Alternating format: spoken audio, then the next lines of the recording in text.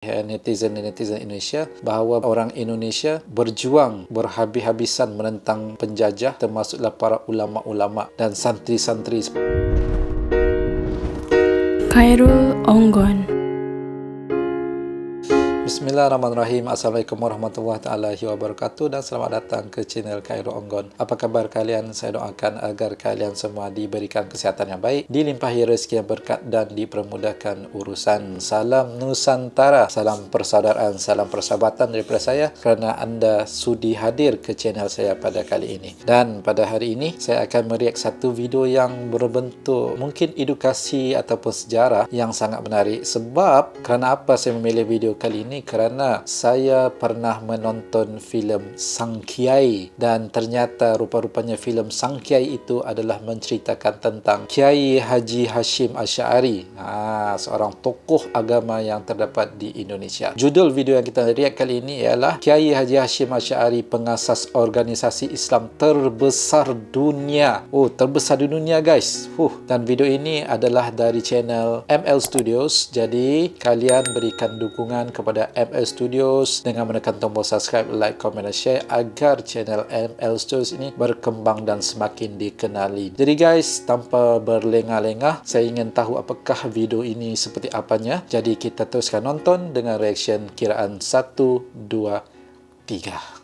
Kiai Hashim Asy'ari ni, beliau merupakan seorang yang berjasa besarlah bagi kemerdekaan Indonesia dan beliau menumbuhkan organisasi Islam terbesar di Indonesia bahkan di dunia. Bahkan di dunia. Saya pernah cerita pasal Kiai Haji Ahmad Dahlan, pendiri Muhammadiyah. Kiai Hashim Asy'ari ni pendiri Nahdlatul Ulama. Kalau sahabat-sahabat pergi ke Indonesia, Nahdlatul Ulama dengan Muhammadiyah ni orang kata macam sayang-sayang lah. Kena dua organisasi yang besar. Sayang-sayang tu kira kawan-kawan. Korang boleh tahu ni masjid Muhammadiyah tu, ni masjid Nahdlatul Ulama tu. Ada beza-beza. Ada beza dia. Nahdlatul Ulama ni pada tahun 1926 dan Kiai Haji Ahmad Dahlan menubuhkan Muhammadiyah pada tahun 1912. Apa yang menariknya, dua organisasi besar ni ditubuhkan oleh dua orang rakan. Sebenarnya Kiai Haji Dua orang Ahmad Dahlan rakan, okey, ditubuhkan oleh dua orang rakan dan merupakan organisasi terbesar di dunia ya. dengan Kiai Hashim Asy'ari ni merupakan dua sahabat sepengajian. Mereka menuntut ilmu dengan Kiai Saleh Darat di Jawa, di Indonesia. Mereka ke Mekah pun berguru dengan guru yang sama, Syekh Ahmad Khatib Al-Minangkabawi. Mereka guru dengan guru sama tapi pemikiran, kefahaman mereka sedikit berbeza. Mereka telah menubuhkan dua organisasi. Kiai Hashim Asy'ari mendirikan Nahdlatul Ulama ni atas dasar kesedaran untuk mempertahankan akidah Ahlussunnah wal Jamaah, akidah Asy'ariyah, mempertahankan institusi pengajian pondok lah, pesantren di Indonesia. Kita panggil sebagai sistem turas. Yang mana Kiai Hashim Asy'ari nampak benda tu penting untuk dia orang jaga pesantren, jaga apa itu. Kalau macam Kiai Haji Ahmad Dahlan, dia menerima Belanda punya jenis pendidikan macam sekolah, pemakaian, pakai seluar. Kiai Haji Ahmad Dahlan terima benda tu. Macam Kiai Hashim Asy'ari dia tak terima.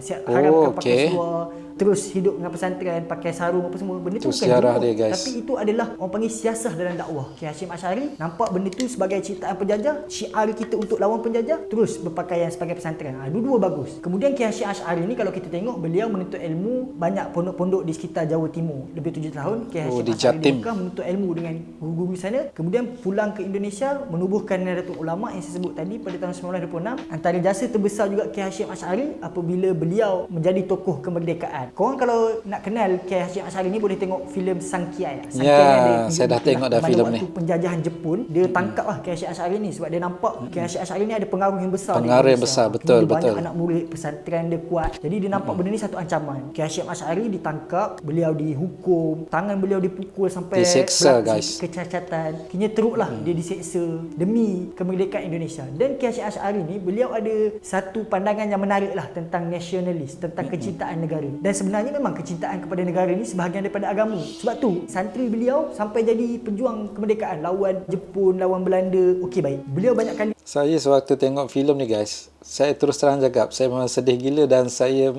menangis filem Sang Kiai ni. Dia dipenjara oleh Jepun lebih 3 bulan di Jombang, di Surabaya. Kemudian Kiai Hashim Asy'ari dia dibebaskan dan Jepun melantik beliau mengetuai Masyumi, Majlis Syura Muslimin Indonesia. Dia dah lah seksa Kiai Hashim Asy'ari ni. Kemudian bila dibebaskan, disuruh Kiai Hashim Asy'ari ni untuk macam bekerja dengan Jepun untuk menjaga hal ehwal agama. Pada awalnya anak murid Kiai Hashim Asy'ari ni macam marah. Kiai Hashim Asy'ari ni apa tiba-tiba nak berpihak kepada Jepun pula, nak jadi Taliban Jepun ke? Dah lah. Ya betul guys, waktu tu semua anak muridnya macam kaget, terkejut kenapa perlu bantu pihak Jepang sedangkan Jepang pernah menyeksa dan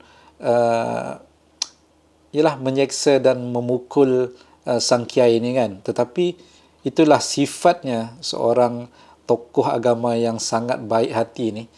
Dia membalas dengan kebaikan, bukannya membalas dengan, dia boleh je kalau dia tak nak berurusan dengan Jepang, tetapi dia pilih jalan yang sebaliknya. Bahagian agama kan, tapi itulah bijaknya ulama ni. Dia memandang ke depan, memandang puluhan tahun ke depan, ratusan tahun ke depan. Walaupun pada awalnya nampak beliau macam menyebelahi Jepun, tapi sebenarnya itulah taktik diplomasi, itulah taktik pendamaian yang dibuat oleh Kiai Hashim Asy'ari, yang mana jawatan Indonesia bagi tu menandakan ijtihad Kiai Hashim Asy'ari ternyata benar. Yang mana selepas dia mengangguti Masyumi tu, beberapa tahun lepas tu, beliau berjaya menubuhkan Laskar Hezbollah, tentera rakyat Indonesia. Yang mana tentera yang beliau tubuh ni pula berjaya melawan Jepun sampai halau Jepun daripada Indonesia, menentang Belanda. Nampak anak-anak pesantren, santri di Indonesia mengetuai barisan untuk menentang penjajah. Seingat saya waktu saya pergi Indonesia time tu, mereka ni ada Hari Pahlawan Nasional, tapi dalam November, Oktober macam tu lah. Hari Pahlawan Nasional yang mengenang jasa-jasa pejuang kemerdekaan mereka, santri-santri yang berjuang sehingga syahid,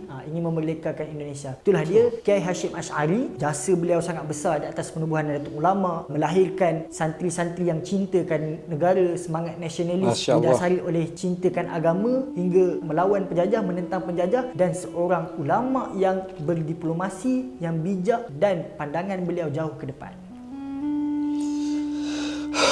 Allah. ML Studios. Okay guys, itulah tadi video yang berjudul Kiai Haji Hashim Asy'ari, pengasas organisasi Islam terbesar dunia.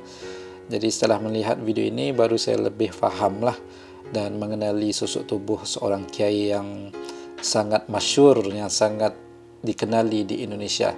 Saya mula mengenali sedikit sejarahnya apabila melihat filem Sang Kiai, yang mana filem itu memang sangat-sangat sedih, tetapi dalam masa yang sama ada semangat perjuangan cintakan agama dan tanah air bangsa. Saya tak tahu nak cakap apa guys, sebab rasa nak menangis sebenarnya nak melihat perjuangan orang-orang terdahulu. Walaupun cerita ini ataupun walaupun sejarah ini adalah di Indonesia, seperti mana yang saya diberitahu oleh netizen Indonesia, bahawa orang Indonesia berjuang berhabis-habisan menentang penjajah, bukan sahaja pejuang-pejuang biasa, tetapi termasuklah para ulama-ulama dan santri-santri seperti yang kita lihat tadi guys. So guys, satu video yang sangat memberikan inspirasi dan juga informasi kepada saya untuk menambah pengetahuan, menambah wawasan. Terima kasih kepada ML Studios. Jangan lupa berikan dukungan kepada ML Studios agar channelnya terus berkembang dan menjadi channel yang semakin dikenali. Itu sajalah komentar ringkas saya pada kali ini. Jika kalian ada saran videonya, sila tinggalkan komentar di bawah. Sehingga kita bertemu lagi dalam video reaction seterusnya pada masa akan datang. Saya Khairul Onggon. Terima kasih. Jumpa lagi.